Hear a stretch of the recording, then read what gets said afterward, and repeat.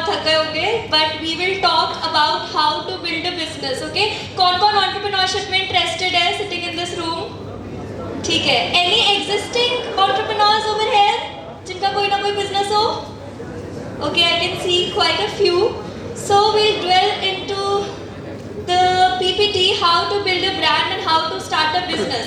तो कोई भी, अगर आप में से बहुत सारे लोग गोवा का ट्रिप जरूर बनाते हो अपने दोस्तों के साथ, वो गोवा का ट्रिप आपका सक्सेसफुल हो या ना हो, बट ये स्ट्रैटेजीज अगर आप फॉलो करोगे तो बिजनेस तो जरूर आप बिल्ड कर पाओगे. बिकॉज ये एग्जैक्ट वो स्ट्रैटेजीज है जो मैंने बहुत सारे एंटरप्रेन्योर्स, बिजनेस ओनर से बात करने के बाद अपने पॉडकास्ट में बनाई है. और मेरे पॉडकास्ट में ऐसे भी बिजनेस ओनर्स आते हैं हुआ मल्टी क्रॉस बिजनेस जिन्होंने अपना बिल्ड करा है. उनसे बात करके मुझे पता लगे कि यार कुछ सेट फ्रेमवर्क ही होता है 6-7 स्टेप्स का, जिनका अगर हम ध्यान रखें तो anyone can build a good business. But उससे पहले मैं आपको ये बताना चाहूँगी कि बहुत ही ज़्यादा डिबेट चलती है जब हम इस एज में होते हैं कि यार हमारा पैशन क्या है, what is our passion, we want to follow our passion. But let me tell you, passion is outdated. The new thing is obsession. Obsession is for real winners. ये मैं आपको एक स्टोरी के थ्रू बताना चाहूँगी. So I was, you guys are NITians, like it's a great thing. I was in a private university in Faridabad studying psychology. वहाँ पर I saw people around me were very well off. और वहाँ पर सबको देख के I always felt कि यार मेरे को भी इनके जैसा लाइफस्टाइल चाहिए, because I belong to a very humble family. और वहाँ पर सबको देख के जब भी मैं किसी से बात करती थी कि यार what do your parents do, they always told me, हर किसी के पेरेंट्स हमेशा बिजनेस में ही थे. किसी से भी पूछा यार you have such good cars, such good home, what do your parents do, always they told me business, business, business. I saw a pattern कि यार लाइफ में कुछ भी करना है तो शायद मुझे बिजनेस तो बिल्ड करना पड़ेगा. क्या बिजनेस मेरा पैशन था? नहीं, बिल्कुल भी नहीं. But I got obsessed about it. हम इस दुनिया में इसलिए पैदा नहीं हुए कि एक दिन हमें अपना पैशन पता लगेगा, हम उसे परस्यू करेंगे and then will die one day. That's not, we are not here for a god given purpose. हमें फिगर आउट करना पड़ेगा अब के टाइम के हिसाब से कौन सी ऐसी चीज़ है जिसमें हम पैसा कमा सकते हैं, प्लस उस चीज़ में हमें मज़ा भी आए, उस चीज़ को परस्यू करने में हमारे दिल को भी खुशी मिले, एंड उस चीज़ से हमें ऑब्सेस्ड हो जाना है. और तब उस यूनिवर्सिटी में I was studying psychology, BSc psychology honours. वहाँ पे साइकोलॉजी पढ़ के मुझे ये रियलाइज हुआ यार अगर मैं इसी को परस्यू करती रहूँगी तो I don't think so I can get the life जो मेरे कॉलेज मेट्स के पास अभी से है, because they were from really good families. तो वहाँ पर मैंने ये सोचा I drop out of this college and I saw a gap कि जितने भी कॉलेज वाले साइकोलॉजी पढ़ा रहे हैं वो साइकोलॉजी उस लेवल पे पढ़ा ही नहीं रहे जिस लेवल पे हमें साइकोलॉजी की ज़रूरत है. All of us don't know how to give mental health first aid. We all know how to give physical first aid, but mental health first aid की जब बात आती है हम लोगों को नहीं पता. तो I found a gap and I started teaching psychology to people. तब एग्जैक्टली मैंने ड्रॉप आउट नहीं करा था, तब कोविड था, तो मैंने तब रैंडमली लोगों को साइकोलॉजी पढ़ाना चालू करा on Instagram. Then that thing blew up और धीरे धीरे करके बहुत सारे कस्टमर्स आने लगे जिनको साइकोलॉजी पढ़नी थी. और वहीं से we started a whole edtech company जिसमें we hired multiple trainers. Now we teach psychology to different people, you name it and we teach it. If you want to study law we teach you criminal psychology, fashion enthusiast we teach you fashion psychology, animal lover we teach you animal psychology. So इधर मैंने क्या करा, was it my passion that one day I teach psychology? No, it was my obsession. So पहली चीज़, कोई भी चीज़ अगर हमें बिल्ड करनी है तो हमें बहुत ज़्यादा दिमाग में क्लियर होना पड़ेगा कि हमें कोई भी चीज़ को डिसाइड करके उसको अपना ऑब्सेशन बनाना है. So that is the way I proceed with my talk. Coming on to the next point, आज हम बिजनेस की बात कर रहे हैं और पहले मैं इस प्लेटफॉर्म को अप्रिशिएट करना चाहूँगी. TED as a business is so powerful man. खुद सोचो, एक ऐसा ब्रांड जिससे सबको ही एसोसिएट होना चाहिए. शाहरुख खान ने टेड दिया है. हर बड़े से बड़ा एंटरप्रेन्योर, हर बड़े से बड़ा content creator, 1 million follower, 2 million follower, bio में क्या लिखते हैं, 5 time TED speaker, 6 time TED speaker. हर कोई टेड से एसोसिएट होना चाहता है. तो हमको ब्रांड कैसा बनाना है, टेड जैसा ब्रांड बनाना है कि हमारे ब्रांड से हर कोई एसोसिएट होना चाहे. कोई भी अगर हमारे ब्रांड से एसोसिएट हो तो उसको ये फील हो कि okay if they are writing TEDx speaker in front of their name तो they have achieved something. So this is how we have to build a brand. TED के कितने millions of subscribers है YouTube पे और कितने multiple channel है. So इसलिए I wanted to appreciate TED as a business and I guess it's a great business. So जब भी हम किसी भी बिजनेस को स्टार्ट करना चाहते हैं तो हमारे पास कुछ ऑब्जेक्शंस आते हैं. पहला ऑब्जेक्शन ये होता है यार हमारी किस्मत साथ देगी या नहीं देगी. दूसरा ऑब्जेक्शन ये होता है कि हमारे पास पैसे कहाँ से आएंगे, how will we get the money. And the next obsession is idea कहाँ से आएगा, टाइमिंग क्या वो परफेक्ट होगी उस आइडिया की या नहीं होगी। तो हम एक एक करके सारे ऑब्जेक्शंस को डील करेंगे, ठीक है। पहली चीज़ तो मैं ये बताना चाहती हूँ कि अगर आप में से अभी ऐसे लोग हैं जिनके पास अभी कोई आइडिया है बट उनको ये लगता है कि हमारे पास पैसे नहीं है, तो the best way to start business in today's time is to start content creation. मेरे को ऐसा लगता है अगर मैं आज से 3 साल पहले जब मैंने अपनी बिजनेस की जर्नी स्टार्ट करी थी तब मैं बिजनेस चालू करती अपना, तो पहले मैं कंटेंट क्रिएशन चालू करती, बिकॉज कंटेंट क्रिएशन से क्या होता है आपके पास एक ऑडियंस बन जाती है, वो करंट सेट ऑफ पीपल होते हैं जिनको आप पहले ही अपनी सर्विसेज और आइडियाज सेल कर सकते हो। तब आपको पैसे देके कस्टमर्स भी ढूंढने पड़ते, एड्स चला के कस्टमर्स भी ढूंढने पड़ते। Anyone who is a content creator over here? Okay, I can see one hand up. But आप लोग कंटेंट क्यों नहीं बना रहे हो? Content has so much power, I can't tell you. पहले आपको पता है हमारी जितनी से अगर पहले हमारी एक्स अमाउंट ऑफ सेल्स होती थी ना, जब से I started my content creation journey वो सेल्स 30x टाइम हो गई है, because now people know that अगर ये ब्रांड है, इसकी फाउंडर रिया है, they trust me, they have seen my content, heard my podcast, now they trust me. तो इसलिए content creation is extremely important. जरूरी नहीं आप लोग वीडियोस बनाओ या फिर आप लोग यू नो ऐसे ही कंटेंट बनाओ जिसमें आपको अपना फेस दिखाना हो। You can also create content which is faceless, like हम लिंक्डइन कंटेंट बना सकते हैं। लिंक्डइन कंटेंट में इतना स्कोप है, people are you know becoming LinkedIn influencers these days. So content creation is very much important when you want to start without any money. अगर पैसे कम है तो start with content. Then we come to luck. Luck क्या होता है? रिया की तो किस्मत चल गई, इसलिए she has done this much. इसकी कोई भी हम एंटरप्रेन्योर देखते हैं उसकी तो किस्मत अच्छी चल गई यार। हम अपने आसपास किसी को देखते हैं यार इसकी तो किस्मत अच्छी है। So किस्मत is nothing. किस्मत is bullshit. किस्मत क्या होता है? जब हमारी तैयारी एक अपॉर्चुनिटी से मिल जाती है तो हम उसको किस्मत कहते हैं। अगर एक घड़े को आज मैं यहाँ रख के उसे रोज भरूं, जब उसको भरते भरते मेहनत करते करते उसमें से पानी निकल के छलकेगा ना, तो उसी को किस्मत कहते हैं। अगर आज मैं आपको कहती हूँ आ जाओ मेरी कंपनी ज्वाइन कर लो, मेरे साथ को फाउंडर बन जाओ, क्या आपकी तैयारी है उस लेवल की? नहीं। तो आप कैसे उसको परस्यू करोगे? आप 1 महीने भी सर्वाइव नहीं कर पाओगे। बट अगर आपकी तैयारी पूरी होगी और फिर एकदम से कहीं से एक अपॉर्चुनिटी आ जाती है तो वहीं पे यू विल से ओ मेरी तो किस्मत चल गई। सो किस्मत इज नथिंग। एंड किस्मत की एक और बहुत अच्छी थ्योरी है which is the red card theory. जैसे अगर मैं आज आपसे पूछूं कि आपने कितनी रेड कार्ड्स देखी अपने घर से आते हुए college, how many red cards you saw, तो यू माइट से 1, 2 और नन, या आप कहोगे ध्यान नहीं गया, देखी नहीं।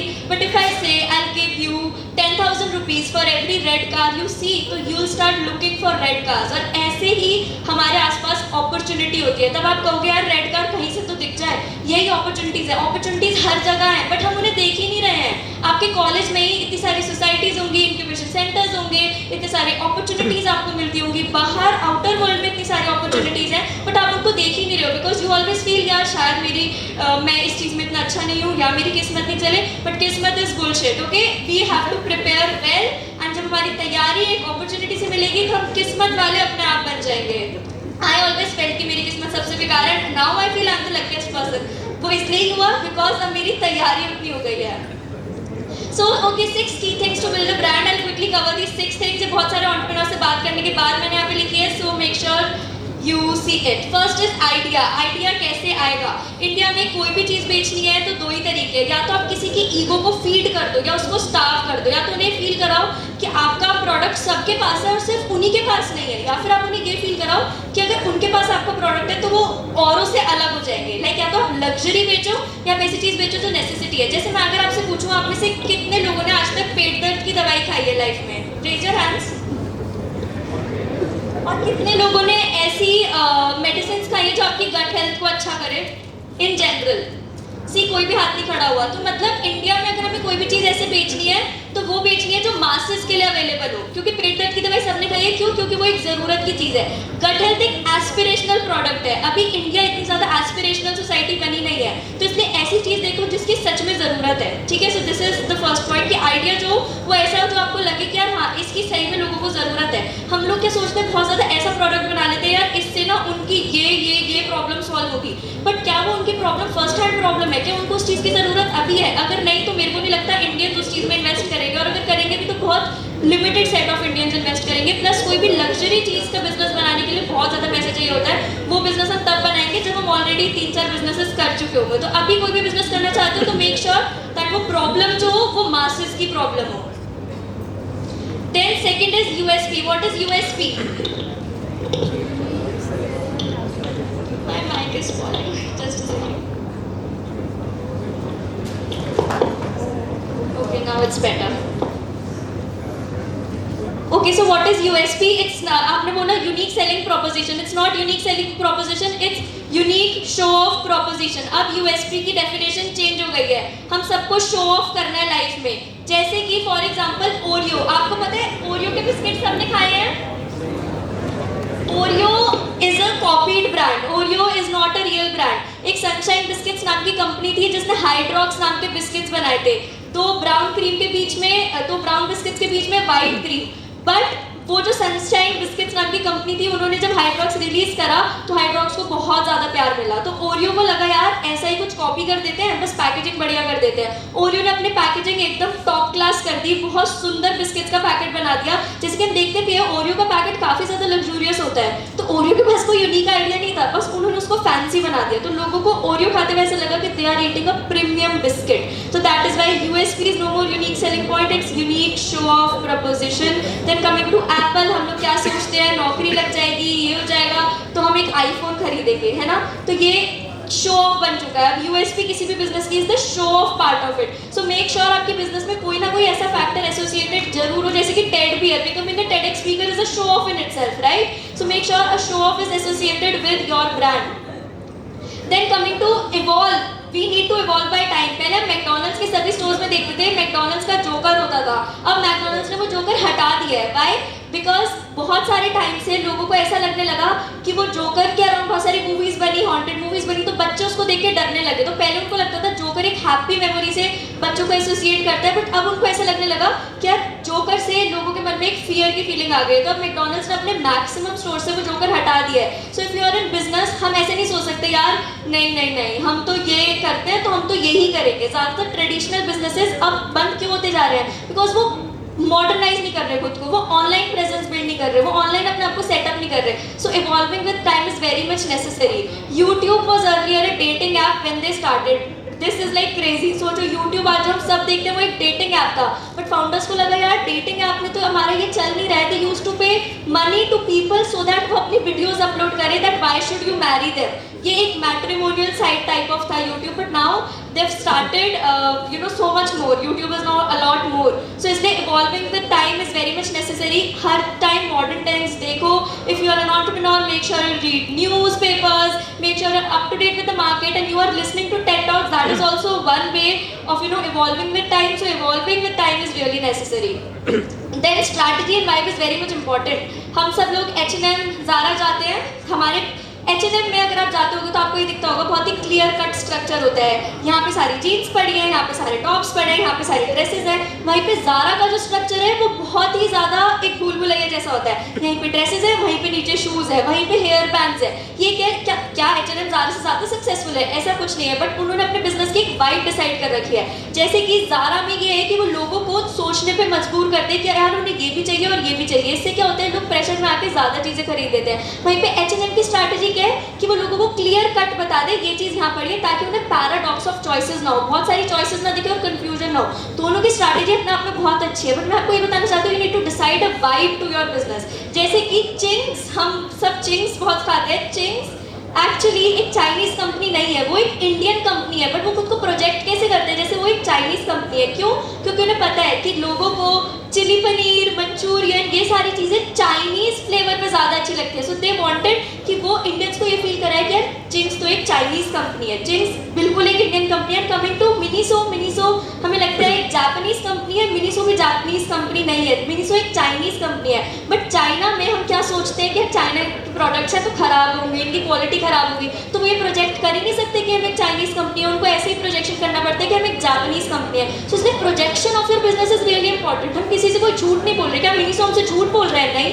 क्या चिंग्स हमसे झूठ बोल रहे हैं? नहीं. But projection is very important. अपने बिजनेस, आपका बिजनेस तो बेसिक हो सकता है, बट आप उसकी प्रोजेक्शन बहुत लग्जरी कर सकते हो. जैसे कि 2 साल पहले जब मेरे बिजनेस में एक डिप आया था, तो देन आई रियलाइज कि यार हमें ना सारी वेबसाइट को रिवैम्प करके बहुत ही लग्जूरियस फील देनी पड़ेगी.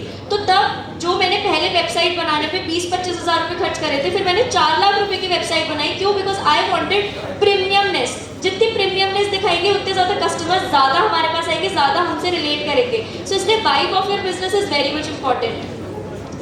Then first raise business exactly चालू कैसे करना है मैंने आपको शुरुआत में ही बताया कि you need to start with content creation. Content creation is very much important. अब हम में से बहुत सारे लोगों को ऐसा लगता है यार मैं कंटेंट बनाऊंगा तो मेरा कंटेंट कौन देखेगा, या मैं कंटेंट बनाऊंगा तो मेरे रिश्तेदार क्या सोचेंगे. You know when I started content I blocked all my relatives whom I feel that they would judge me. So it's very important to block people from your life जो आपको लगता है आपकी लाइफ में एक जजमेंट का काम कर रहे हैं. And content creation is the way to build a successful business at this age. So yes, again you need to start content creation. And then another point is team building. हर काम हमें खुद नहीं करना है. The basic point is hire to your weakness. पहले मैं ये बहुत ज़्यादा करती थी.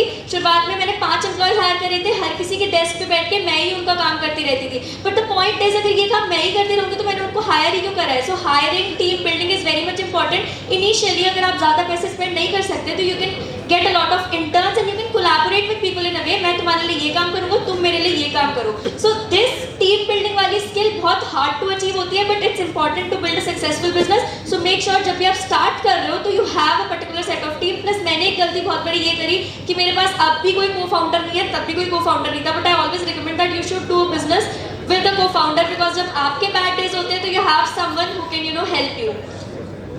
Then we have two different kind of strategies. One is the blue ocean strategy and one is the red ocean strategy.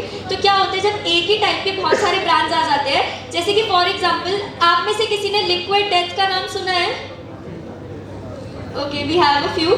So क्या है जहाँ पे सारी liquid brands Bisleri, Kinley, Fiji और पता नहीं कौन से ब्रांड्स ये बोल रहे हैं कि हमारा पानी ज़्यादा प्योर है, हमारा पानी ज़्यादा नेचुरल है.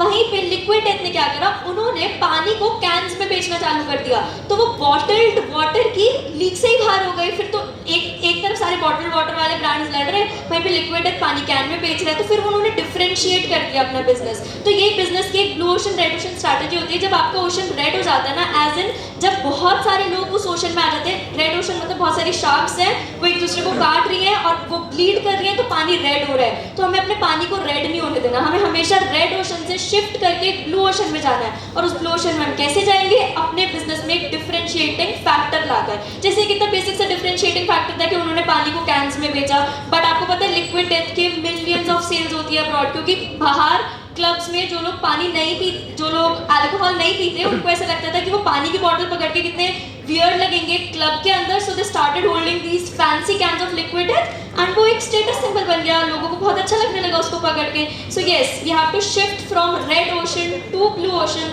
ऑलवेज. सो जो भी आपका बिजनेस आइडिया हो, make sure you shift. And then the next is start today.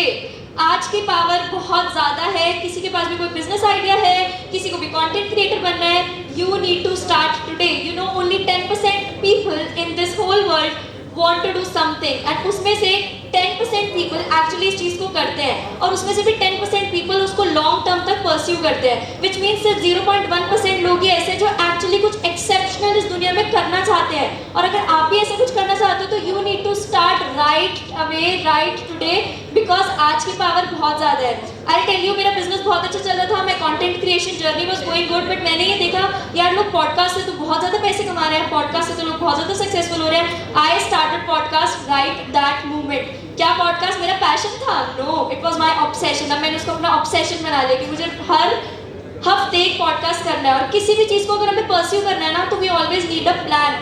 Power of writing बहुत ज़्यादा होती है. अगर मैं रोज सुबह उठ के सोचती हूँ कि मुझे 10 काम करना है, तो मैं उन 10 कामों को लिखती हूँ. जैसे मेरे को जो पॉडकास्ट स्टार्ट करना था, तो मैंने एनालाइज करा कि यार टॉप 10 पॉडकास्टर्स हैं, हर पॉडकास्टर एक डिफरेंट स्ट्रैटेजी फॉलो कर रहा है. मैंने सबकी स्ट्रैटेजी लिखी. जैसे बहुत सारे पॉडकास्टर एक स्नाइपर गन मॉडल फॉलो कर रहे थे कि हर हफ्ते या हर महीने एक एपिसोड देंगे, बट बहुत धांसू देंगे. बहुत सारे और podcasters machine gun format follow कर रहे थे कि हम हर हफ्ते 4-4 एपिसोड देंगे ताकि कोई ना कोई तो चलेगा. मैंने सबकी स्ट्रैटेजी एनालाइज करी. फिर मैंने देखा यार इन स्ट्रैटेजीज में से मेरे लिए कौन सी स्ट्रैटेजी सबसे ज़्यादा अच्छी काम करेगी. And then I finally figured out my perfect strategy, और मैंने उसी में पॉडकास्ट आने चालू करे. And in 28 days I went from 0 to 6 lakh followers, which was at that time a really big thing for me, and YouTube was also going well. So इसलिए मैंने क्या पॉडकास्ट को अपना पैशन समझ के फॉलो करा था? No, I made it my obsession, and that's how I started. So इसलिए आप में से कोई भी इस टॉक को सुनने के बाद कोई भी बिजनेस चालू करना चाहता है या कंटेंट क्रिएशन करना चाहता है, तो this is the right time.